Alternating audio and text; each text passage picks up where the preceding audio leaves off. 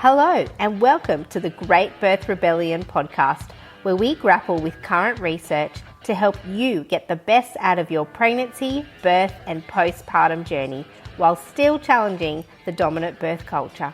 I'm your host, Dr. Melanie Jackson at Melanie the Midwife, and I'm joined weekly by my co-host B from Core and Flora Store, and this is the Great Birth Rebellion. Hey, we're here again, Great Birth Rebellion podcast, here with Mel and B, and today we're talking about sleeping during pregnancy. Sorry, I'm on the wrong podcast. I thought this was a different one. I've got to go. On the Great Birth Rebellion podcast, but we're not talking about birth. We're talking about sleep, which is just as, if not more important than birth. But True warning. Warning. We do it every night. Some people do it well. Some people don't do it. It's such a big contributing factor to our wellness, isn't it? Oh, man. There was lots. As I was researching for this episode, there was lots of research papers that I just steered clear of because I thought it was not the time for it, but sleep deprivation and its connection to postpartum and antepartum depression. So we're not going to talk about mental health this episode because it could get big. It's going to be fairly... She's saying that to me, you know. She's not saying that to you, listeners. She's saying it to me. Let's put that down on the list, though. We will cover it. Yeah, sleep deprivation definitely needs to be spoken about. But today we're going to talk about sleep during pregnancy in a bit of a different way. Less about deprivation and just other stuff, practical stuff. But before we do that, some super important information about the Convergence of Rebellious Midwives Conference. So, drum roll. If you haven't yet worked out what's going on, B and I are hosting a Convergence of Rebellious Midwives Conference in August of this year, 2024, in Sydney, Darling Harbour. So this may be news to you. Yes, we are. And there's not many tickets left. Correct. So when I opened up ticket sales, and within 3 weeks, the 2 workshops sold out and the conference was half sold. And so there was a lot of interest, and part of the interest was in the payment plan. So for anybody who's not yet explored the conference and what it costs and where it is and all the details, if you go to melaniethemidwife.com, there's a button there that you can click and it takes you through to the ticketing and all the information about the conference. You'll see there's a 6-month payment plan. So you can pay your ticket off over 6 months. The trick with that is that it's got to all be paid by July. So it's January now. So in about a week's time, I'm closing down that payment plan option. And the only option there will be to come and attend the Convergence of Rebellious Midwives Conference will be if you pay for your ticket fully up front. So if you want to come to the conference and you want to do that in small increments, paying off your ticket, then you've got about a week left. We're recording this. It'll be mid-January when you hear this episode. By the end of January 2024, you'll only be able to buy a full price ticket. So take advantage, go to melaniethemidwife.com, get that 6-month payment plan if you'd like to join us in August in Sydney for the Convergence. That's my announcement. My announcement is that if anyone would like to do any of the emotional work that I often talk about, and you hear me kind of slide into some episodes, the Modern Mum Village is open and you can get a spot on it now. And that is all around basically creating a village it's emotional coaching. That's what it is. It's to support us to reparent ourselves and work through our triggers and understand our feelings and feel safer with them in order to be the best versions of ourselves as mums, in our mum role, in our partner role, in our paid work role, in all the different roles. So that is opening, and there'll be a link that is open, and there is a link to that below. Well, yeah, and everyone's going to be on this because of last week's episode. Everybody's now gone, oh man, we've got to think about postpartum. So stay tuned. Yeah, get in the village. Get in the village. All right. Opening twice a year. This is it. This one, and then mid-year only opens twice. So get into it. Yeah. Sleep in pregnancy. This is a big one. Just a lot of love if you're not getting a lot of sleep. I feel like the people coming to this episode will be because they're not getting a lot of sleep at the moment. Maybe you're listening to this at 2 a.m. So just good morning. Thanks for being here. Thanks for listening to us. There's some dedicated listeners out there. So just, thank you for being here and supporting us always. Yeah. All right.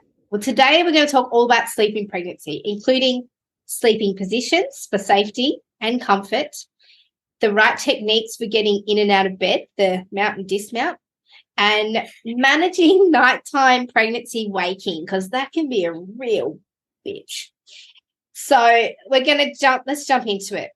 I'm going to start with the sleeping positions to increase safety and just explain why you've probably been told to sleep on your back. No, they haven't been told to sleep on their back. Oh, no, not to sleep on your back. Don't sleep on your back.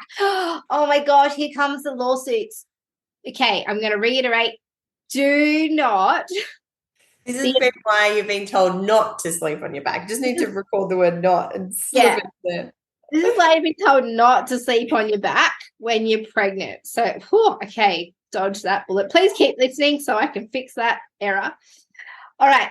So the advice to pregnant women is that from 28 weeks onwards, you should start your sleeping journey at nighttime or any time, even if you're having a daytime nap. Start on your side. Right side, left side. Honestly, don't get caught up in what's better. There's been some talk about left side's better, increases blood supply to the placenta.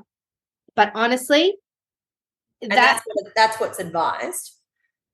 Well, the current recommendation, the New South Wales current recommendation is just pick a side, doesn't matter which side. Because many people are being told the left, which is part of decreasing the risk of stillbirth. But anyway, I just have to mention that. But some people are being told left. So the research is saying it doesn't matter a side, just pick a side. Yes, pick a side. There are some research papers that have found better blood flow on the left, but do not send your left side numb and favor an uncomfortable sleep because someone has said left side sleeping. Turn over, go other side. It's totally fine.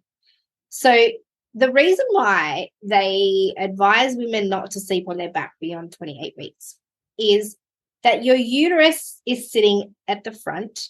Behind your uterus, there's some big major blood vessels that belong to the mum. The vena cava is one of them, and the aorta is also somehow involved in the size of your baby and where it lands when you fall asleep. So if you imagine the baby at the front, then there's a whole stack of major blood vessels behind that, and then your spine and your kidneys. If you lie flat on your back and your growing baby rests on those major blood vessels, there have been MRI studies that show that in late pregnancy, mothers who lay like this put pressure on these major blood vessels and can reduce their own blood flow around their body by 80%. And that the woman's aorta, which is a main blood vessel from your heart, is also partly compressed in this position. And that reduces blood flow, oxygen delivery, not only to the woman, but her uterus, placenta, and the baby. And the other thing that they've noticed is a change in the baby's activity while women are lying flat on their backs. And that is a reduction in fetal movement and an increase in fetal heart rate deceleration. So more often the baby's heart rate drops a little and comes back. So when we talk about not sleeping on your back, we talk about don't go to sleep on your back. It doesn't, if you wake up and you're like, oh no, I'm on my back. That's okay. These studies have all looked at the initial going to sleep position. And so if you wake up, that's the most important thing. You woke up, which probably means you or your baby weren't compromised because you're awake and you're feeling okay. Just roll back onto your side.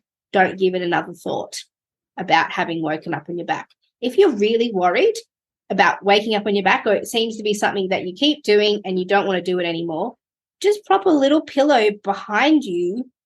And then if you do roll on your back, you're slightly tilted. And that's enough to move the baby off those major blood vessels if that's what you're worried about. If we talk about trusting the body, we trust the body's messages. And so I'm always like, yeah, the body's woken up for a reason. Sometimes we understand it, sometimes we don't. I remember I'd wake up really breathless sometimes in pregnancy. Sometimes I'd wake up with anxiety. And so when the feelings weren't being dealt with, that came out in sleep, and I would wake up. And so, rather than shift into self-blame or criticism, move into compassion and acknowledgement. Hey, thanks, body. Thanks for waking me up. It's everything we're doing in pregnancy is training our minds for birth as well. So thanks. I trust that you woke me up. Thank you so much. I'm going to roll over now. And I think this is the biggest thing that I see with this statement, is that people think they have to sleep in one position the whole night. And this guidance that has been intended to do good often results in harm, because people are getting super anxious and then they're not able to go back to sleep, and they're freaking out that something's happened to them and their baby. If intuitively you feel like something is not right with your baby, always consult your care provider. Always. Your intuition is huge.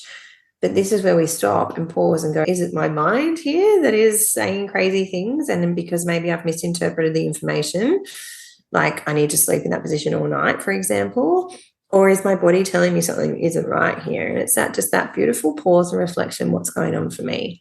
What do I need to hear right now? Oh, I need to hear, call your midwife or your doctor, or present to the hospital, or actually, no, I'm fine. My body has just woken me up. I'm going to roll over. So the research is on how you go to sleep. And the reason for that is that the position you go to sleep in is predominantly the position you stay in for the majority of your sleep until you often wake up. Yeah. So we've got there in the show notes, you'll see there's a link there to the sleepy belly pillows. One of the greatest Instagram reels I ever saw was of this guy, and they're like, the best thing about your baby being born. And then he runs in the house and he gets those super long pregnancy pillows that takes up the whole bed. And he runs with it to, like, that music, dun, dun, dun, dun, dun, like, and he runs through his house, and then he just like throws it out of the house, like as if he never has to sleep in the bed with that pillow again. Like, he's like, sleeping next to you is like sleeping next to a drunk octopus trying to find its car keys. But having those pillows that support you. So yeah, you can use the code CORE and get 10% off Sleepy Belly. They make little smaller pillows, so you can just pop one behind your back, you can just pop one under to support your belly, because pillows can be a beautiful way to just prop yourself up if you do have fear around this. And B, you're going to super appreciate what I'm about to do now, because we have a mutual friend. B was very best friends with Jono Anderson. If you're listening, Sarah and Jono Anderson, when you were at school, right? I totally forgot about that connection. Okay, well, fun story. When I was pregnant with my first baby, he gave me his wife, Sarah's pregnancy pillow. He offered it to me, I guess as a way of offloading it. He named it because they inherited it from somebody else. So its name is Susie the Floozy, and he named it that because it's been between everyone's legs, he says. And I've got it here. It's now part of my pillow setup on my bed for my clients when they come and have their antenatal appointments. If you're watching on YouTube, I'm about to do a pregnancy pillow demonstration. If you're listening to this recorded on podcast, I mean, you'll still enjoy the audio. I'm about to go get it. 1 second. Susie the Floozy making her debut on the Great Birth Rebellion podcast. Oh, Jono, for those listening, Jono was my absolute best friend in years 11 and 12. We did Duke of Ed together, and I just adore him. He's the most phenomenal human. Oh, Mel's doing it. She's cuddling the pillow. She's cuddling Susie. Oh, that's a beautiful demonstration. Thanks, darling. This is Susie the Floozy, but she's too big. So that's why I'm loving the Sleepy Belly pillows, because they're actually smaller, and you can. I had one of those at some point in my pregnancy, and it just, because it was one unit, it never got to go everywhere where I needed it to be. It's definitely a gang affair with pillows. Like, it's a village. You need a village of pillows in pregnancy. And if you do have that village, you don't have to take them all with you when you roll. Like rolling in your sleep or rolling in bed while you're pregnant is like moving house. Yep. You take everything with you. So if you have smaller pillows, and you will continue to use them in other pregnancies, and you will continue to use them. Also for breastfeeding, early postpartum, you need all those pillows to support your body so that you can rest into breastfeeding. So, we brought from the people who brought you the bed lasagna, we now bring you the pillow fort. Pillow fort. Pillow fort. So you need to construct your bedtime pillow fort, which should probably include, give or take, a head pillow, one pillow each side of you.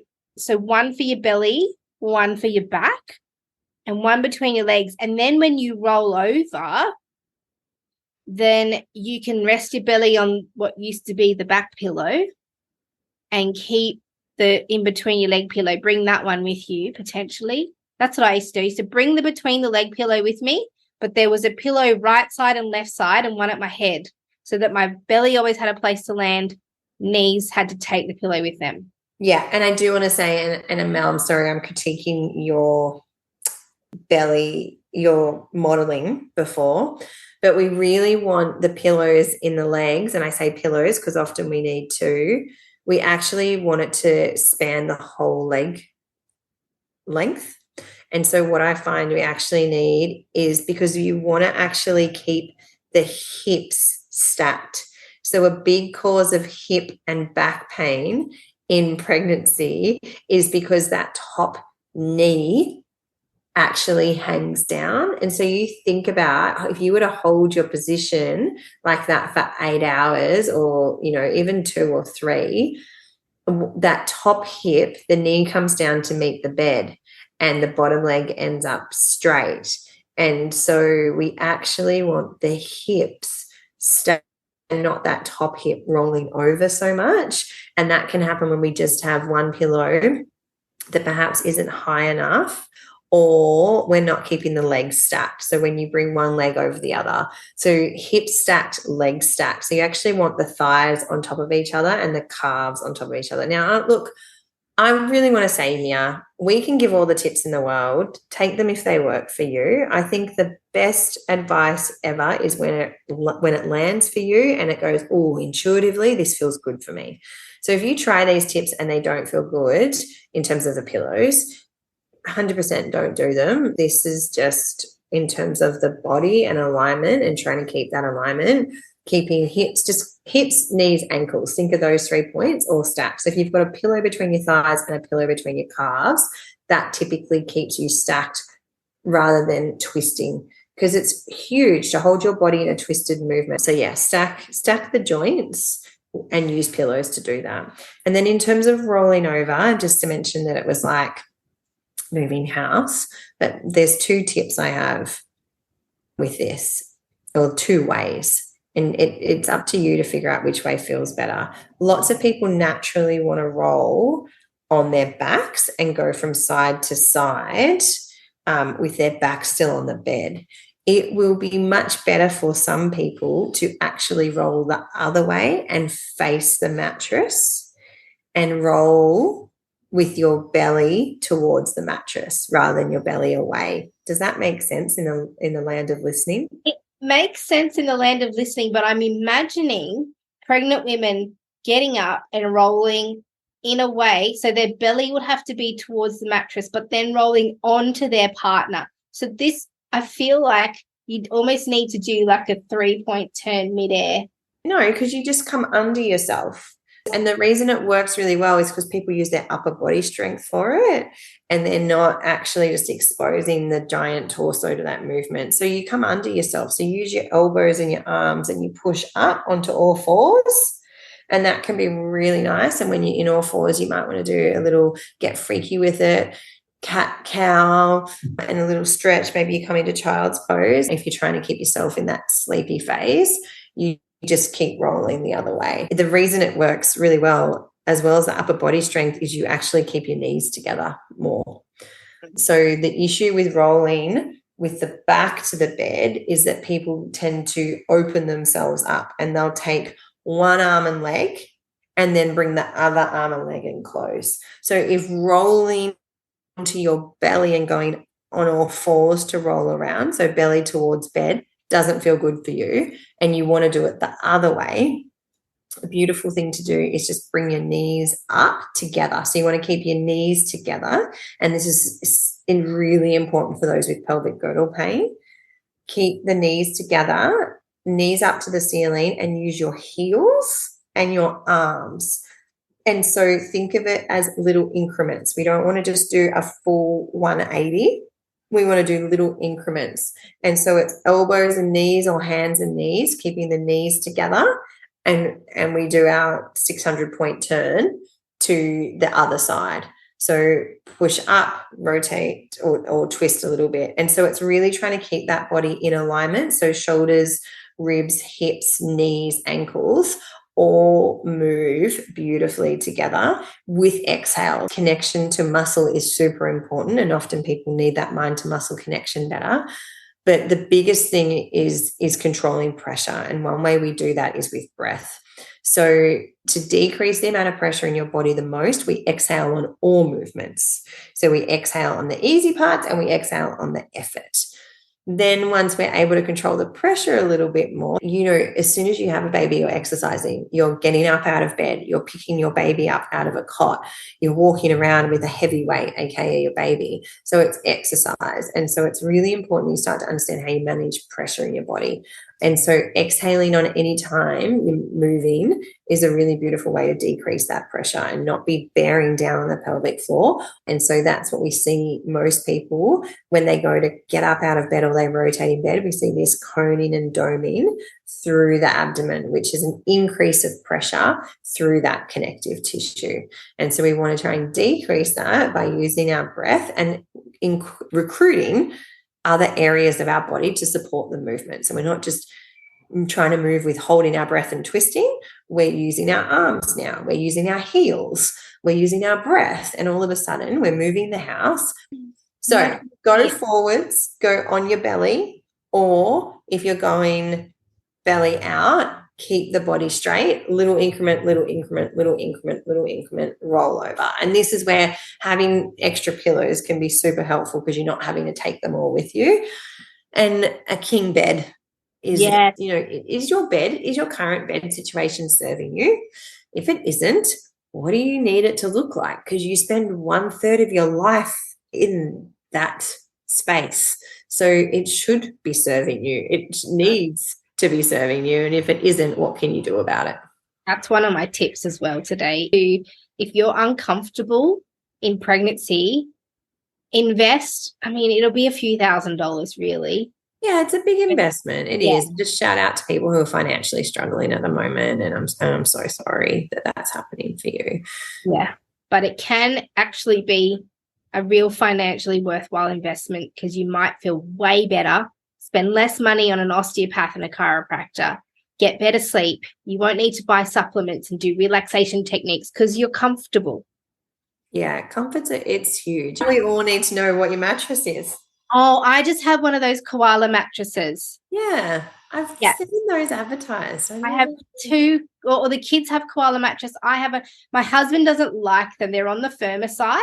I got it because we co-slept with both of our babies, and the mattress that we had this really thick overlay, and it was quite soft and squishy, and it was a bit kind of rippled, and I wanted a flat, firm surface for when we were co-sleeping. So we got it for that, and then I really liked it. So anyway, that's what I've got, koala. But I do think soft mattresses for our pregnant bodies and postpartum bodies can make us work a little bit harder because there's not that resistance to move against, and we sink into it, which then means we need to push out of it more to turn. And so maybe just inviting you to see if soft is perfect for you, and if it is, great, and if it's not, maybe invest in something a little bit more harder. Yeah. Yes. So we spoke about lying on your side and supporting that with appropriate pillow fort activity. And decreasing the anxiety. If you wake up, please don't stress. You've woken up. You're well. Roll over. Go back to sleep. Back to sleep. So they're going to be going back to sleep with us in their heads now. Mel and B told me to go back to sleep. I'm going back to sleep. I'm back to sleep and I'm just going to go back to sleep on my side. Yeah. The recommendation here is your initial going to sleep position. That's important. So pillow between your legs, doing all the stacking like B said. And then when you're rolling over, go front ways instead of back ways. So belly towards the mattress and up and over and use all those accessory muscles. And then getting out of bed is the next thing. So getting in and out of bed. We're going to have a full getting in and out of bed tutorial in a moment. Ooh. Yeah, by you. You're going to run that. If you wouldn't mind giving us all an in and out of bed tutorial in a moment, that would be greatly appreciated. Okay, so you roll onto your side and you use your elbows and an exhale to bring yourself up to seated. And then you wiggle forward to the edge of the bed and you exhale and come up in it. It's a squat. It's a squat to come up. So think about how you squat down and then how you come out of a squat. So rather than throwing yourself up and throwing yourself to the side and throwing yourself out of bed, roll onto the side with intention, exhale, use those strong arms to push yourself up. Use the arms to bring your bum to the edge of the bed. Exhale, try and get those feet on the floor. And again, if your feet can't touch the floor, maybe you want to bring your bed down a little bit more, or just wriggling, come down, get those heels on the ground, exhale and come up. So rather than flinging out, your head moves more to the ceiling and you bring the feet connected with the earth to come up. Mm-hmm. I do lots of demonstrations of that in all my programs fully.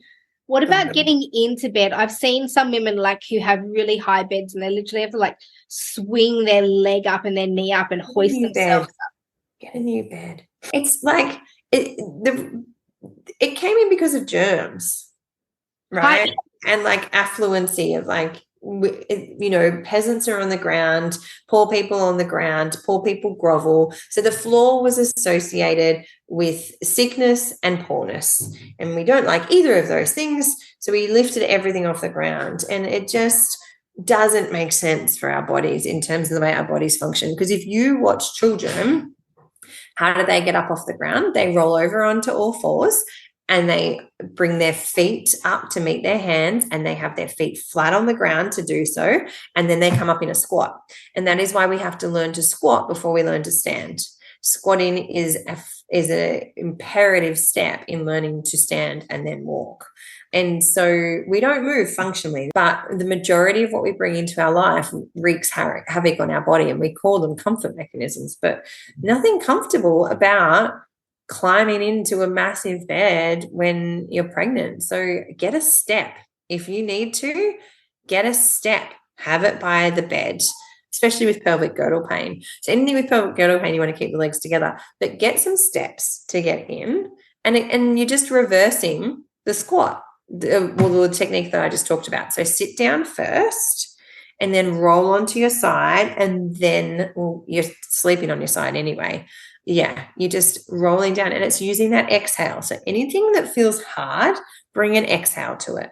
We often hold our breath to increase pressure, so we've got more strength.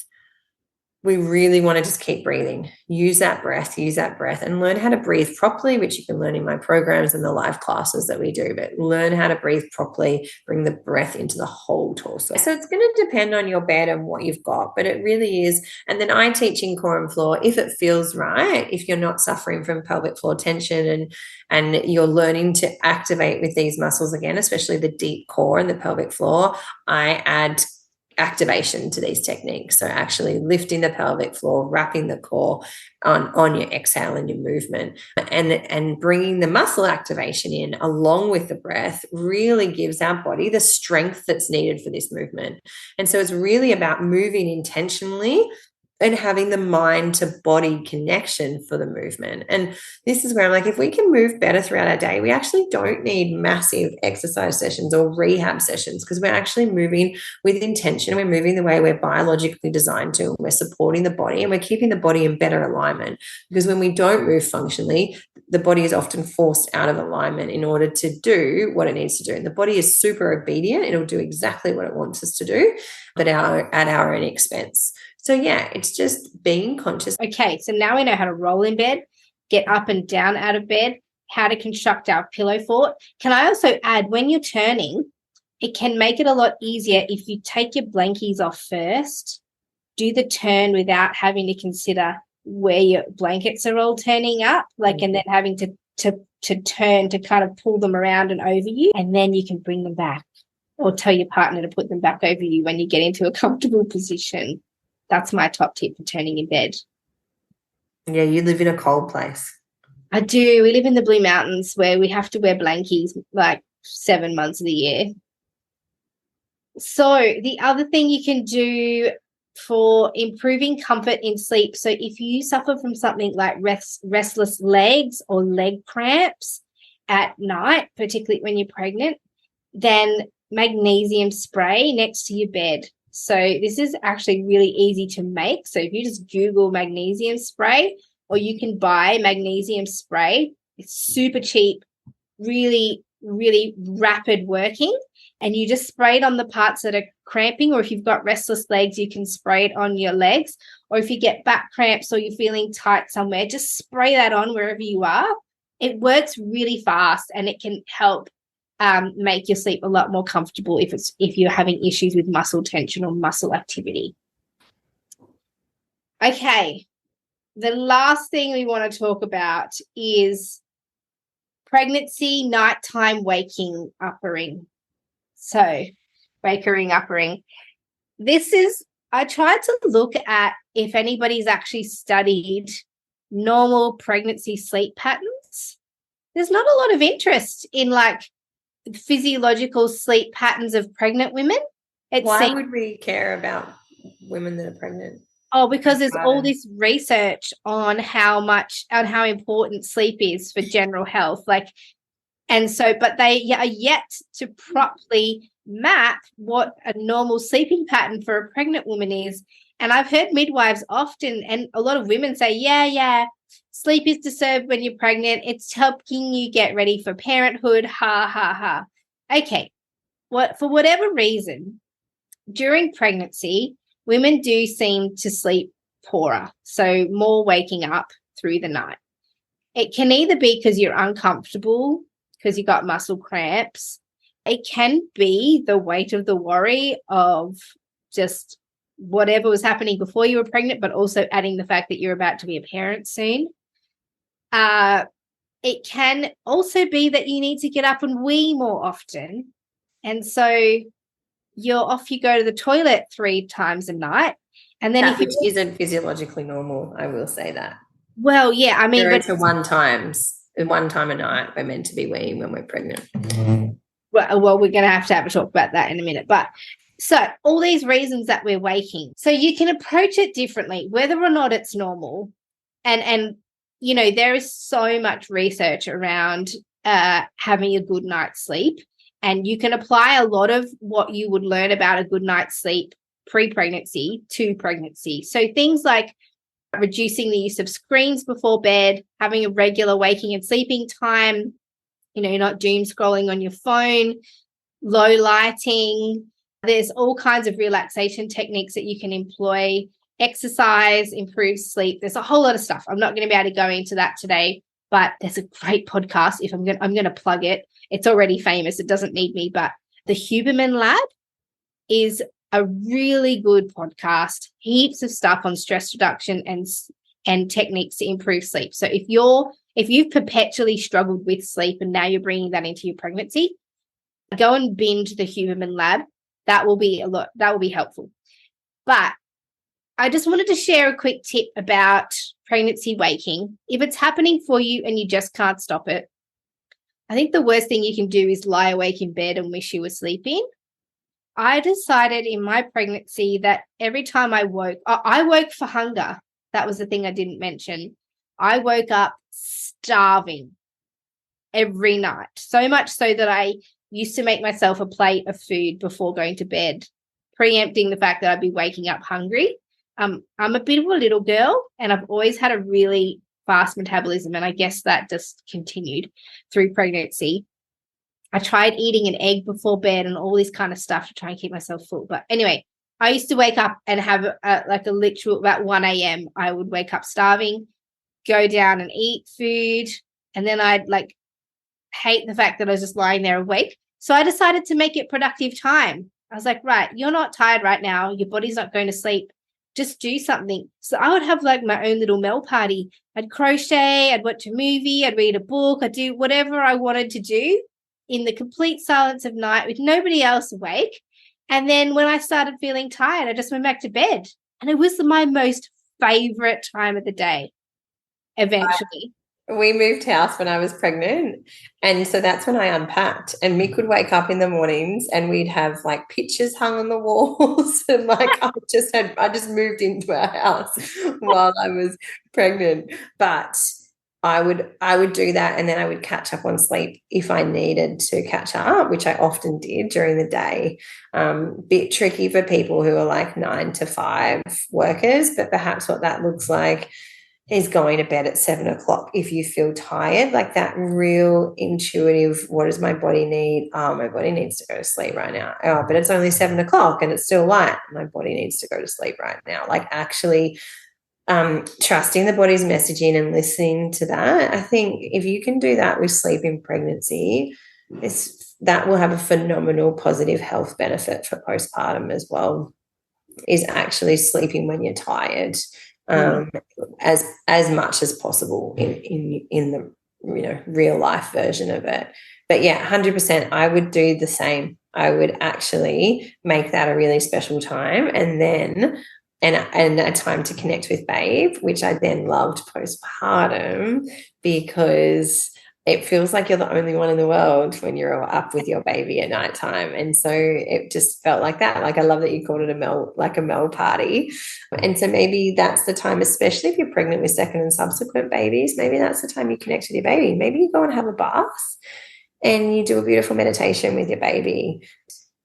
And if we're going to share all the things, my second pregnancy when I was like a 14-year-old boy, that was definitely my sexual connection time to myself.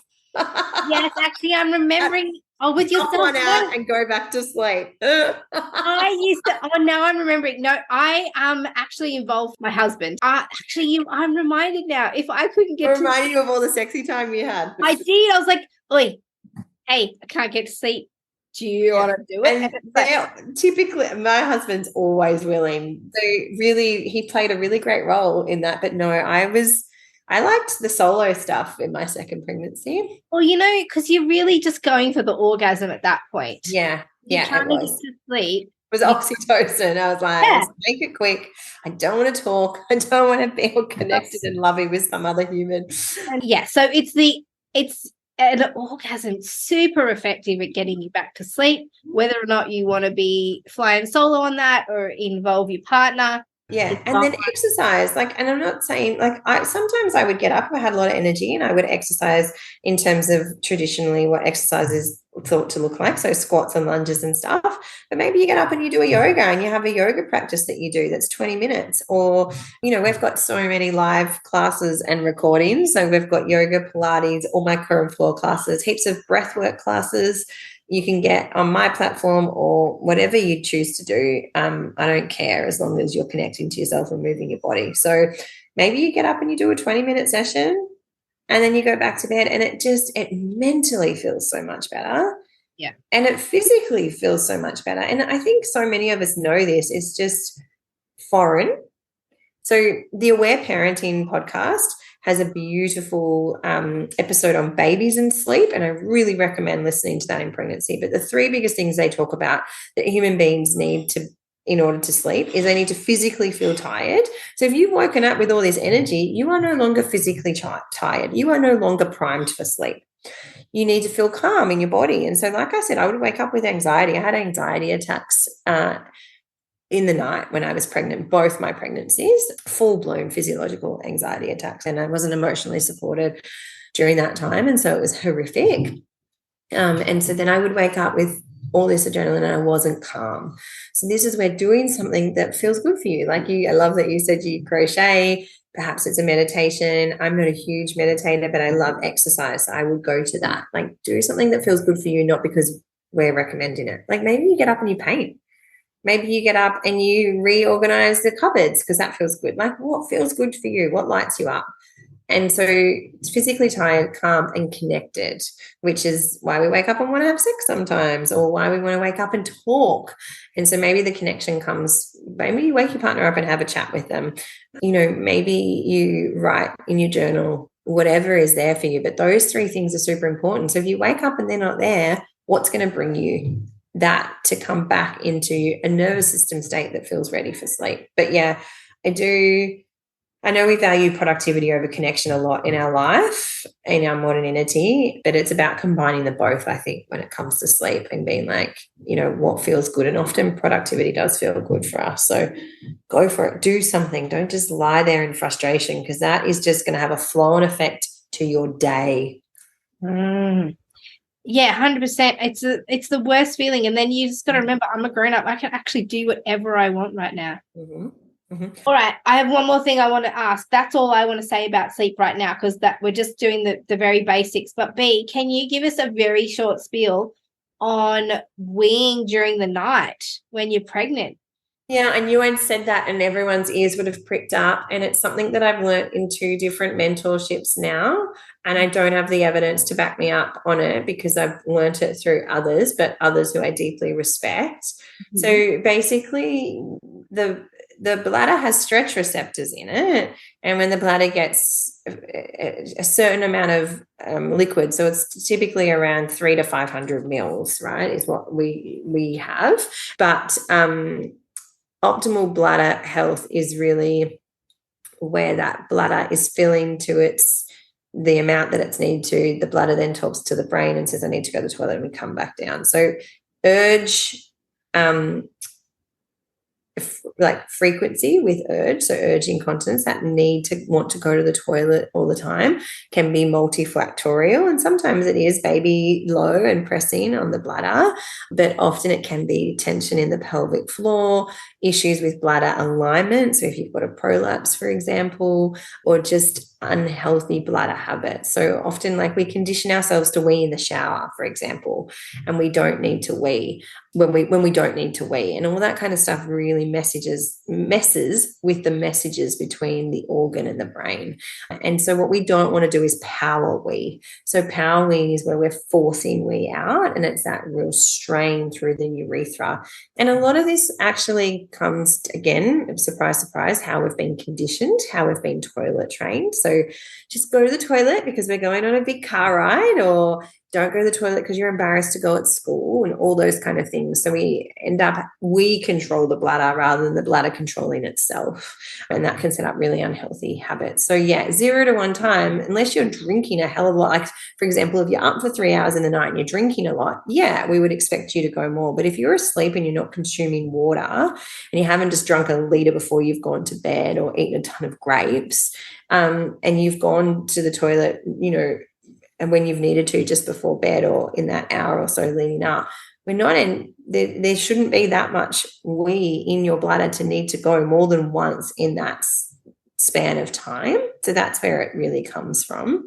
And so it's about really checking in, and there's exercises you can do in connection to your body that you can do. Like, you can get up and stagger your feet, try and breathe into your back, and just talk to your bladder, which will be weird for some people who've never done it. But okay, do I actually need to go to the toilet right now?